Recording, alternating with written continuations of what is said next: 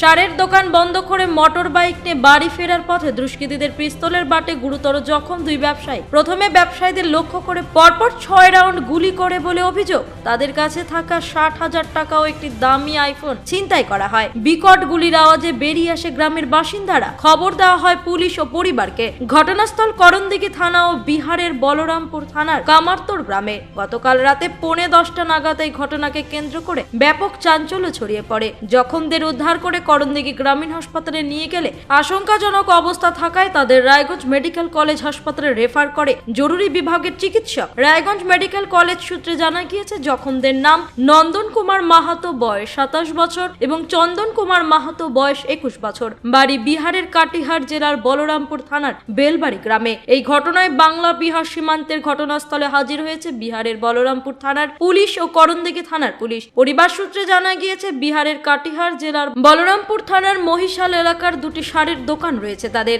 দোকান থেকে মোটর বাইকে করে বাড়ি ফেরার পথে বাংলা বিহার সীমান্তের কামারতোড় এলাকায় ওই ব্যবসায়ীদের লক্ষ্য করে পরপর 6 রাউন্ড গুলি করে। এরপর পিস্তলের বাট দিয়ে চন্দন মাহাতোর মাথা ফাটিয়ে দেওয়া হয়। তাদের কাছে থাকা 60,000 টাকা সহ একটি আইফোন ছিনতাই করে পালিয়ে যায় বিহারের দুষ্কৃতীরা।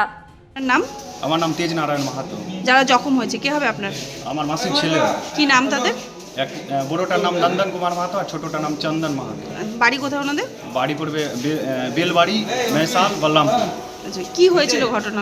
ওরা মানে ফার্টিলাইজারের দোকান করে দোকান বন্ধ করে মানে টাকা পয়সা নিয়ে আসছিল। 60-70 হাজার টাকা ছিল, মোবাইল টোবাইল ছিল।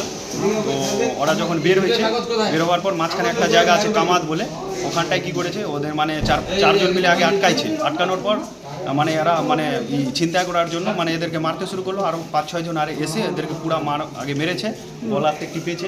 হয়তো ওদের কাছে মনে হয় রিভলভার ছিল, এর জন্য এরা ভয়ে কী করেছে টোটাল টাকা ওকা দিয়ে দিয়েছে, প্লাস মোবাইল টোবাইল নিয়ে নিয়েছে। আর বহুত মার এখন পুরো সিরিয়াস কন্ডিশন আছে একটা ভাই। থানায় জানিয়েছে? হ্যাঁ, থানায় মানে বলরামপুর থানা থেকে পুলিশ দিয়েছিল। তো পুলিশগুলা বললো কি আগে আপনারা ইলাজ করায় নেন, তারপর আমি ওগুলার কারবাই করবো।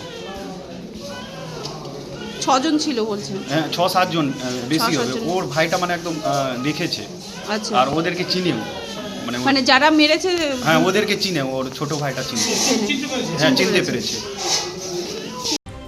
রায়গঞ্জ থেকে বিথিকা পালের রিপোর্ট, কুলিক নিউজ।